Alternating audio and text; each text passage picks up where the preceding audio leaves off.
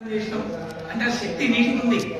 ఇప్పుడు ఒక గ్లాసులో రాగి గ్లాసులో నీళ్లు పెట్టాం, ఇంకా ఒక వెండి గ్లాసులో నీళ్లు పెట్టాం, మామూలు రబ్బరు గ్లాసులో నీళ్లు పెట్టి 3 గ్లాసుల దగ్గర ఒక గ్లాస్ దగ్గర ఏమో ఏం చదవలేదు, ఏం మాట్లాడలేదు, నిశ్శబ్దంగా కూర్చున్నాం. ఆ గ్లాస్ వెండి గ్లాసులో నీళ్లు ఉన్నాయి కదా, దాని ముందు అమ్మవారి మంత్రాలు చదివాం.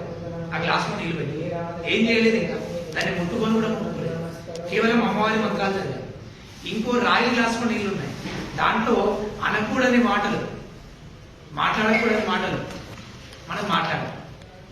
ఈ 3 నీళ్లు తాగినప్పుడు ఆ వ్యక్తి యొక్క ప్రవర్తనను మార్పు ఉంటుందంట.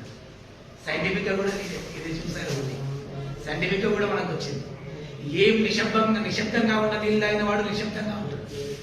మంత్రంతో కూడుకున్నటువంటి జలాన్ని తాగిన వాడు ప్రతిరోజు చేసే పనిలో ఏ పని అయితే చేస్తున్నాడో దానికి 100 రెట్లు శక్తితో పనిచేస్తాడు, ఇంకా మంచి ఆలోచనతో చేస్తాడు.